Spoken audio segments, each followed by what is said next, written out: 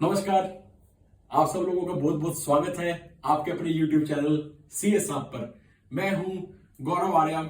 आज मैं बात करने जा रहा हूं एक ऐसी इंपॉर्टेंट डेट की जिसने जीएसटी एसएससी के चेहरे पर बहुत बड़ी मुस्कान ला दी। वो इंपॉर्टेंट डेट है 31 मार्च 2023।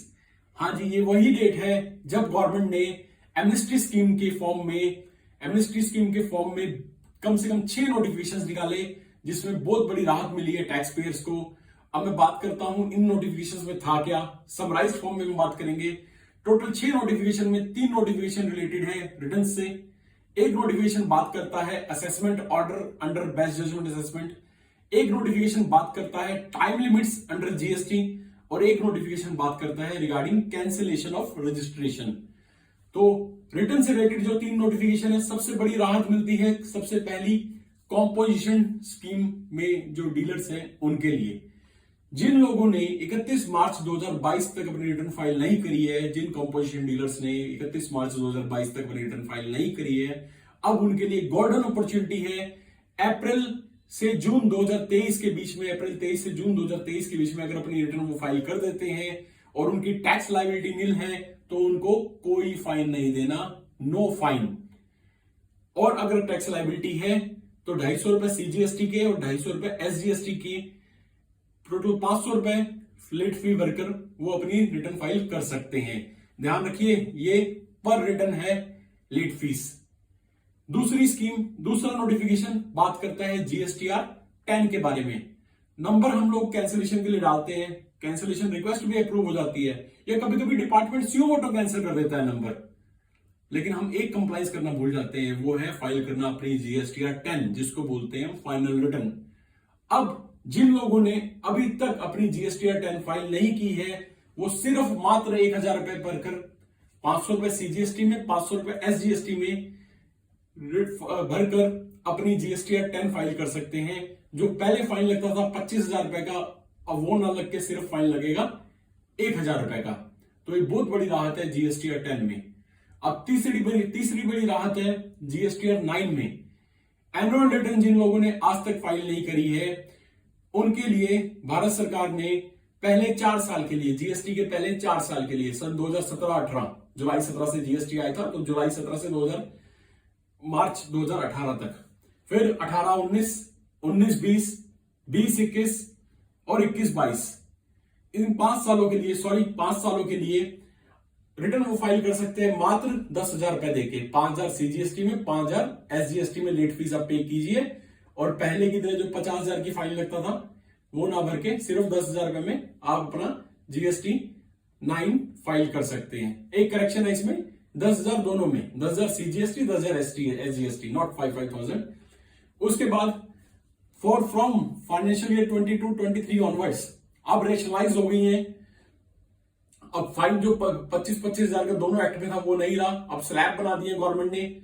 0 से 5 करोड़ तक फाइन है 50 रुपीज पर डे और maximum up to 0.02% under various act, under CGST act. मतलब 100 रुपए आप टोटल भर के पर डे या मैक्सिमम 0.04% आप भरकर अपनी लेट फी फाइल कर सकते हैं, अपनी जीएसटीआर 9 फाइल कर सकते हैं। अगर आपका टर्नओवर है 5 से 10 करोड़ का तो लेट फी बढ़ जाती है, हो जाती है 100 रुपीज पर डे। सीजीएसटी और एसजीएसटी में बराबर बाइफर्केशन कर लीजिएगा और इसका मैक्सिमम रहेगा 0.02% पर एक्ट।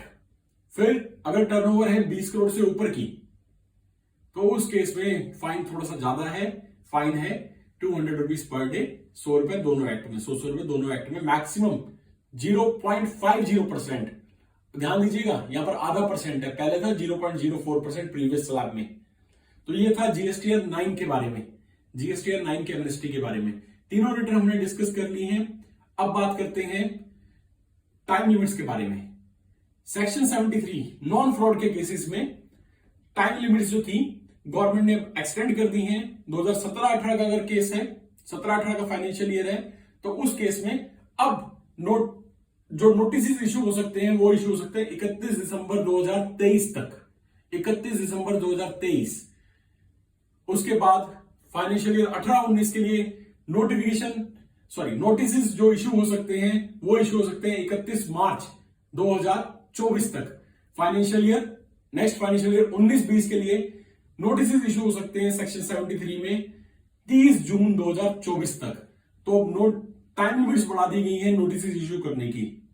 फिर उसके बाद मैं बात करता हूं कैंसिलेशन ऑफ रजिस्ट्रेशन की। 31 दिसंबर 2022 तक जिन लोगों के नंबर कैंसिल हो गए हैं due to non filing of returns, वो अब अपना नंबर रिवोक करा सकते हैं। हाँ जी, अपना नंबर रिवोक करा सकते हैं अगर वो 30 जून 2023 तक एप्लीकेशन डाल देते हैं और सारी रिटर्न्स अपनी पेंडिंग फाइल कर देते हैं, सारा tax, late fees, penalty, every kind of due अपना पे कर देते हैं, रिटर्न्स फाइल कर देते हैं, तो नंबर वो कैंसिलेशन नंबर रिवोक हो सकता है। तो ये था। अब एक चीज बची है जो मैं आपसे डिस्कस करना चाहता हूं। अगर किसी पर्सन की बेस्ट जजमेंट असेसमेंट हुई है और विद इन 1 मंथ, सेक्शन 62 में बेस्ट जजमेंट असेसमेंट होती है और उनको विद इन 1 मंथ अपनी रिटर्न फाइल करनी पड़ती है, वो असेसमेंट ऑर्डर विड्रॉ हो जाता है। अगर अभी तक वो कंप्लायंस नहीं हुआ है तो सुनहरा मौका है, अपनी रिटर्न फाइल कीजिए along with taxes, due taxes, penalty अगर कोई है, कोई लेट फीस है, और असेसमेंट ऑर्डर विड्रॉ हो जाएगा और रिटर्न वैलिड मानी जाएगी। तो ये था जीएसटी के एमनेस्टी स्कीम के बारे में। आपको कैसा लगा वीडियो? अपना फीडबैक जरूर कमेंट बॉक्स में शेयर कीजिए, अपने सुझाव दीजिए और इस चैनल को और हमें प्यार दीजिए, सपोर्ट कीजिए, आशीर्वाद दीजिए और सब्सक्राइब कीजिए for latest updates. Thank you very much.